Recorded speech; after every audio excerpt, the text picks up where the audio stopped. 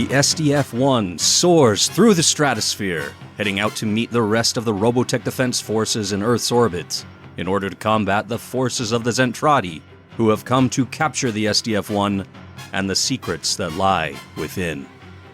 Roy, on his way to rendezvous with the Battle Fortress, continues to try reaching Rick on the radio, growing ever more concerned about his little brother. He calls Lisa to inform her he's got to go back to the island for Rick Hunter, who's been piloting the VT-102. Lisa points out that particular pilot is an imposter, she having found no record of such personnel. As Roy explains that Rick is a civilian, the revelation of how this whole situation is basically her own fault hits Lisa like a brick. She's not used to making mistakes, especially such drastic ones. Sammy and Kim sure find the whole situation gossip-worthy.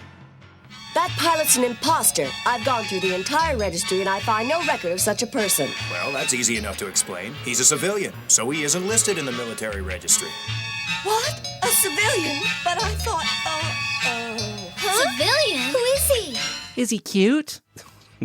These two. There's still heavy fighting in parts of the island, as Roy makes his way back to Rick, taking out any enemy who dare get in his way. Rick comes out of his fugue state, or shock, or nap, or whatever exactly happened to him, and is pleased to find MINMEI stirring after being unsure of her condition, and probably afraid to check. Realizing how she might react if she awakens to find a gruesomely dead giant body right next to them, he attempts to move away, but it seems the ZENTRAEDI warrior's dying grasp is holding VT-102 in place. Feeling trapped, Rick is wondering what to do, or if this giant is still alive, or what other giants are lurking nearby. As MINMEI comes to, she wonders what has Rick shaken, and just as he tells her not to look, they hear the footsteps of another gigantic being. But, thank goodness, it's just Roy, coming to their rescue once more, wondering why they haven't followed.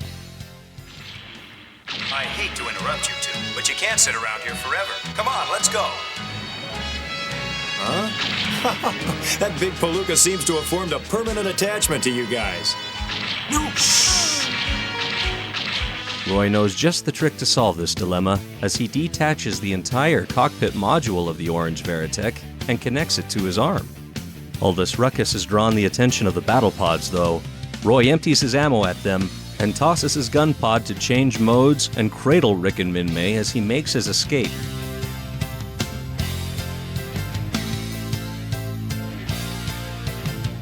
Pulling some daring maneuvers as he fights his way through the enemy line to head off to the upper atmosphere. The SDF-1 steadies its course as it reaches the upper thermosphere of Earth, preparing to coordinate with any RDF ships that have survived the initial onslaught of the ZENTRAEDI and begins bringing in its escort fighters. While Roy catches up to them, he and Rick argue about going back to the Battle Fortress at all. Rick insists on taking MINMEI back to her family on the island, with Roy pointing out it's suicide what with all the remaining battle pods. He assures MINMEI her family is safe, deep in the sealed and impregnable shelters in the mountains of Macross Island.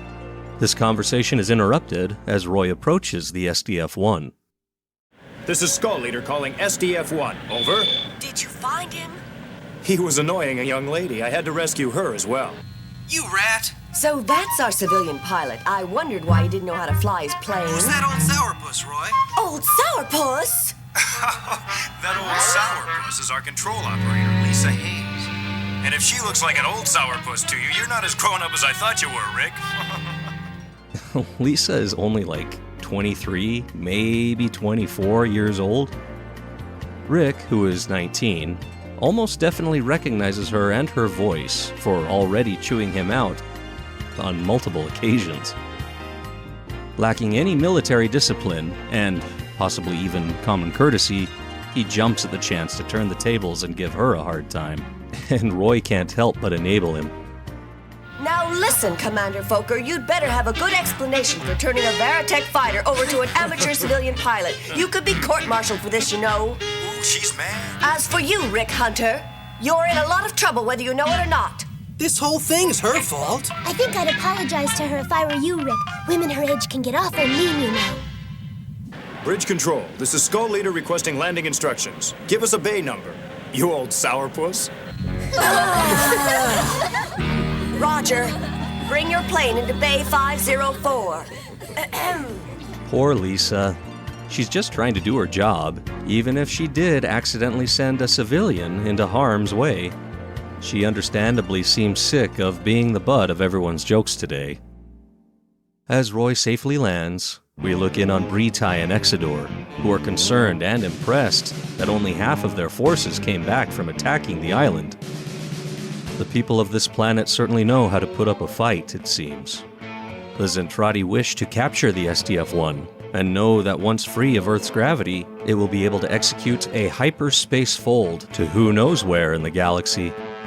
In an effort to keep the ship cornered, they decide to force a retreat by destroying the support craft for the Battle Fortress. Their plan works, and the SDF-1 retreats closer to the island, planning on folding space to the other side of Earth's moon to outmaneuver the ZENTRAEDI. The fold system being alien technology and untested by this human crew, they prepare all hands for this dangerous maneuver as they draw closer to Macross Island once again. In the meantime, Roy recklessly drives through the corridors of the SDF-1, eager to show Rick the surprise he's arranged for him, resting in one of the many hangars of the ship. It's his little plane. Somehow Roy arranged to have it brought on board the ship before it launched. Rick is so excited to see his beloved Mockingbird again. Oh, wow! My racer! I thought I'd never see it again. You saved it! Oh, thank you, Roy! Thank you, thank you, thank you! Hey, cut it out, Rick. Take it easy.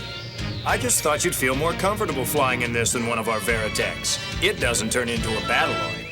Roy has to go help prepare for the fold operation, but warns Rick and MINMEI to stay put, impressing on them just how huge this ship is, and that they'll get lost if they wander. We get a glimpse of MINMEI's family, safe in the spacious shelter, worried about MINMEI somewhat, trusting she's clever enough to avoid danger, although it's more accurate to say she has a knack for surviving danger. Speaking of which, Rick seems intent on taking her back into the thick of it, readying his plane for takeoff back to the island. As they get ready, it's cute to see them getting along so well, having become fast friends and, possibly more? After all they've been through already together. Here, put this on. Oh, wow. It's so cute on you, MINMEI. You could start a whole new fashion. Oh, you. It's a rocky takeoff, but Rick is able to manage. As they fly toward the island, the SDF-1 powers up its fold engines, hovering just a few thousand feet above. All hands brace themselves for whatever comes next, this being the first use ever of these mysterious and powerful engines that warp the very fabric of space. It seems their calculations were off, as the field created by this space fold envelops anything around for miles, shaking the island, the ocean and the crafts thereon, and even the civilians in the shelters. It's very apparent that this is not going according to plan. Yet, the ship disappears amid this dissonance generated by the spacefold. The ZENTRAEDI are absolutely shocked at this brazen move by the humans. To perform a spacefold so close to a planet is sheer madness. A fold! I don't believe it! Impossible at that altitude. It may be impossible, but they did it! What'll we do now, Commander? I want to be informed of their exact location immediately. As the ship rematerializes, it seems to have brought with it a good chunk of atmosphere, some of the surrounding ocean too, and of course, Macross Island itself. The island and oceans freeze over almost instantly, trapping the Thor-class aircraft carriers in ice, not to mention Rick's Mockingbird. At least Rick and MINMEI seem fine, for now. The SDF-1 switches to emergency power, and Vanessa spots a nearby large object on the radar. Since they meant to jump to Earth's moon, GLOVAL assumes that's what it is. when they realize it's actually Macross Island. And not only that, they're about to collide with it. Alarms sound as the ship's thrusters fail to respond. The SDF-1 crashes hard into the frozen remains of the city, sliding into the mountains. Mountains full of civilians in shelters who have no idea why there's suddenly no gravity. Rick and MINMEI are in an even worse situation, with Rick realizing they're somehow in deep space now, but keeping calm for MINMEI's sake. As she marvels at the beauty of the stars, Rick tries to keep from bumping against too much debris, or letting any of their precious air escape. The clock is ticking, but Rick is able to get his jets to fire up as he heads back toward the battle fortress. The battle pods that were left on the island are attacking the ship. As Rick tries to avoid them, he's crushed to see that they have, of course, closed the hangars on the ship during combat. However, one damaged battle pod crashes into the SDF-1, leaving a hole just big enough for the Mockingbird. They don't have much choice, so Rick guns it through the hole, catching his tail fin on the emergency bulkhead, flipping his plane over and crashing it into a jumble of cables. At least, now within the ship, they have gravity again. Rick lets MINMEI down easy, then falls on his own face. Realizing they've survived yet another death-defying situation, they can't help but point at each other and laugh hysterically. As we leave them for now, in some lost and forgotten chamber, deep inside the SDF-1. As the last of the battle pods is destroyed, the bridge crew updates Captain GLOVAL that the civilians in the shelters are already being brought on board the SDF-1 and seem to be no worse for wear.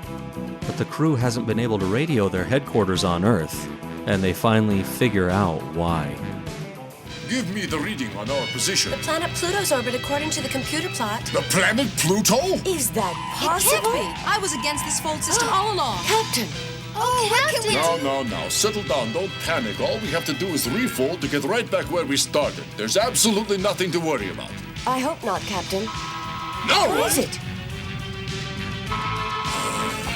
Yes? What? It can't be. Impossible. I'll be right there. Captain? What's happened? Chief Engineer Lang tells me the fold system has vanished into thin air. Sir, did you say vanished? That's what he told me. We'll never get back.